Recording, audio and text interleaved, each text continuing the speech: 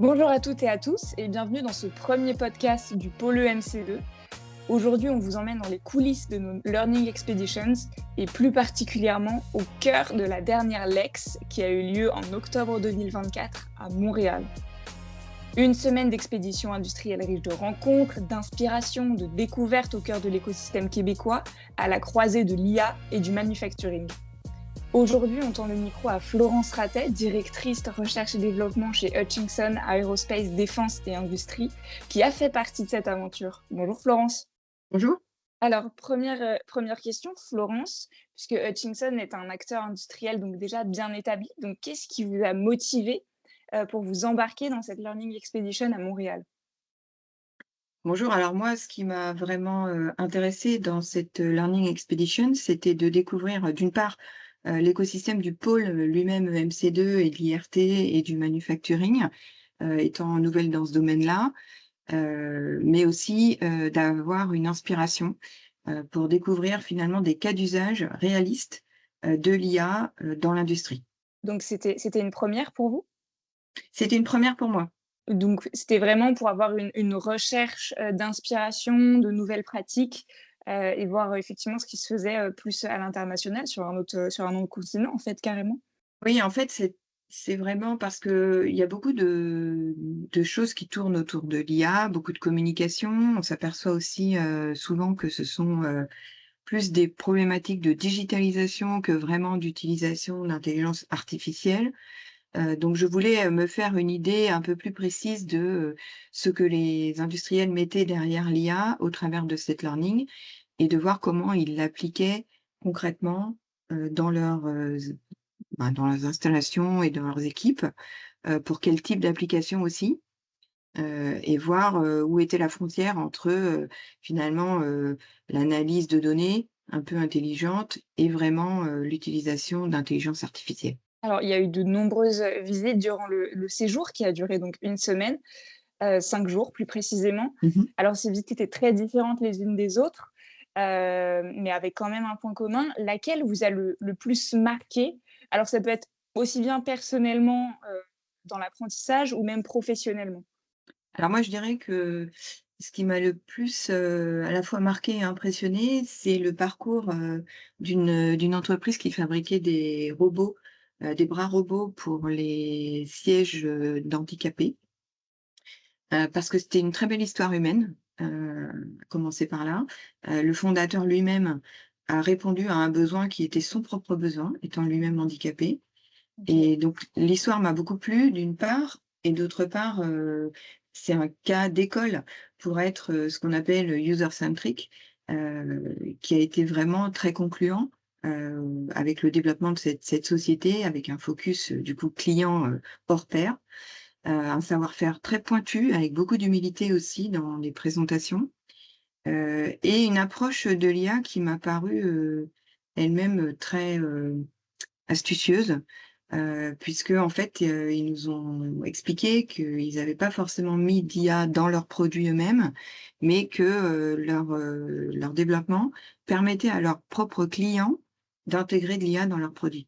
Donc c'est vraiment, un peu mon take away aussi de se dire, on n'a pas forcément, toujours besoin de mettre, l'IA et la performance IA dans notre produit lui-même, mais on pourrait, imaginer des produits, IA ready, en fait, qui soient prêts à l'implémentation de l'IA, pour les clients. Donc le groupe de participants était très varié. Il y avait des startups, des ETI, des représentants aussi de grands groupes. Comment est-ce que vous avez vécu cette dynamique collective? Est-ce qu'il y a des idées qui ont pu être échangées, qui ont pu germer tout au long de cette expédition et des échanges qui ont pu être, créés avec les autres participants? Alors beaucoup, oui, beaucoup, beaucoup d'idées, beaucoup d'échanges, j'ai adoré le format. C'était une expérience à la fois très enthousiasmante, parce que, très bon enfant, heu, très bienveillante aussi, les uns vis-à-vis des autres, très conviviale, même si moi-même je ne connaissais personne en fait, hein, de la learning. Donc j'ai vraiment découvert, tous les participants, en entrant, dans l'avion, si j'ose dire. Hem Aujourd'hui, j'ai trouvé le format très intéressant parce que, tous les jours, on avait, ce petit débrief dans le bus, où chacun, rebondissait sur ce qu'il avait vu, soit la veille, soit le jour même, le soir, par exemple. Beaucoup d'échanges aussi sur, des pratiques, qu'on pouvait avoir en interne dans nos sociétés et qui faisaient écho à ce qu'on avait vu dans la journée et qui étaient pas forcément d'ailleurs en lien avec, l'IA ou avec le thème de la learning, mais juste, le fait de voir des choses dans les visites nous faisait rebondir sur, des expériences personnelles et peut-être des questionnements qu'on avait et dont on a profité, du fait d'être ensemble pour pouvoir solliciter nos pairs, si j'ose dire, sur ces mêmes questionnements. La variété des participants, elle était aussi, super intéressante parce que, il y avait des problématiques qui étaient très variées, qui pouvaient être tantôt des problématiques de grands groupes, tantôt des problématiques, de PME, tantôt des problématiques de start-up. Mais finalement, ça aide à beaucoup prendre, du recul et relativiser un petit peu, les questionnements qu'on peut avoir dans nos propres, structures.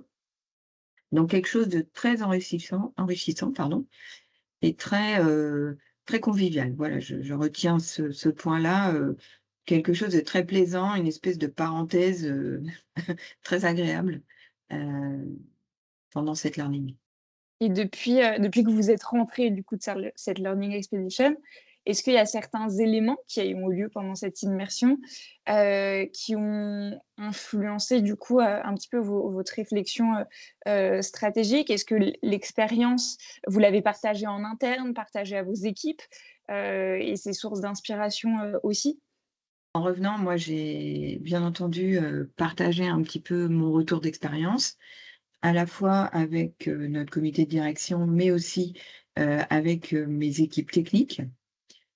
Parce que j'ai noté aussi certaines choses au fur et à mesure des visites qui étaient peut-être déconnectées, comme je l'ai dit auparavant, de l'IA, mais qui pouvaient avoir un intérêt, pour nous, pour rebondir sur certaines thématiques, pour contacter certaines entreprises aussi. Clairement, ça nous a fait aussi réfléchir sur des partenaires potentiels pour des projets qu'on est en train de monter.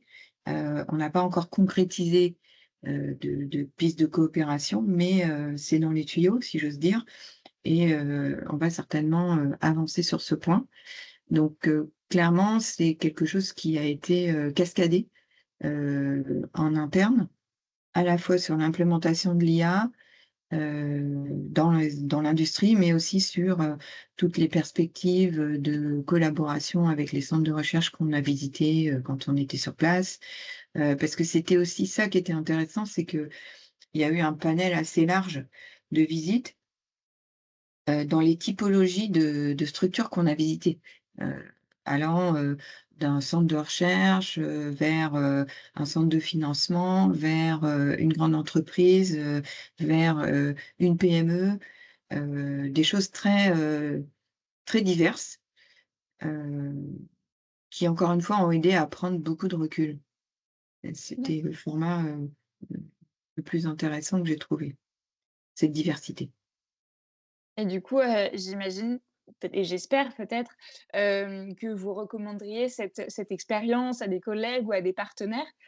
Si c'est le cas, qu'est-ce que vous leur diriez? Alors oui, certainement, certainement.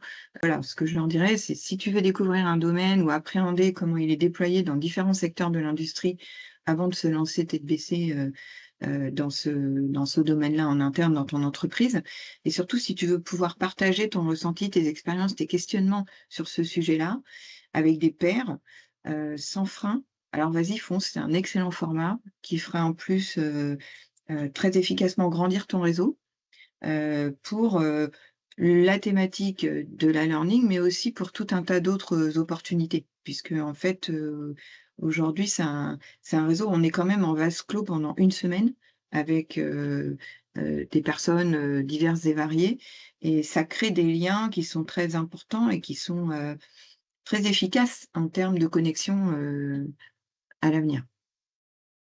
Est-ce que du coup, vous seriez partante pour repartir sur, une autre expédition? Peut-être que vous avez un sujet de prédilection, Alors, sur lequel vous souhaiteriez, moi-même, partir? ou quelqu'un de mes équipes, oui, Oui, définitivement oui. Donc je pense que, on suit ça de près et la prochaine me paraît être, effectivement une bonne thématique pour nous. Bon, il faut bien sûr que la thématique soit en lien avec, ce que notre entreprise, a envie de développer ou d'approfondir, hein. Mais, mmh, mais là, c'est le cas et donc, définitivement effectivement. oui. Effectivement, la prochaine, destination du coup, c'est, une learning expedition qui aura lieu donc à Porto. Donc là, à l'heure, à laquelle on parle, elle aura lieu du coup, en novembre, 2025 et sera donc sur le sujet de la digitalisation et l'environnement, dans l'industrie. Merci beaucoup, Florence pour ce retour, passionnant et inspirant. Et puis, peut-être, à bientôt lors d'une prochaine, Learning Expedition. Bah, merci à vous et puis ravie en tout cas d'avoir, participé à ce premier événement, pour moi en tout cas, dont j'avais eu, aussi beaucoup d'échos favorables sur les précédentes, sessions. Donc ça a aussi contribué, à mon envie de participer, mais j'adhère tout à fait au retour que j'ai eu, des précédentes, missions qui m'ont encouragée à venir, au Canada et je recommande moi-même aux participants, qui pourront, de vous suivre dans les prochaines learning, si la thématique les intéresse. Si cet échange vous a donné envie de vivre à votre tour une Learning Expedition, restez informé de toute l'actualité du pôle EMC2 grâce à notre site internet www.pôle-emc2.fr et en nous suivant sur notre page LinkedIn. À très bientôt lors d'une prochaine expédition.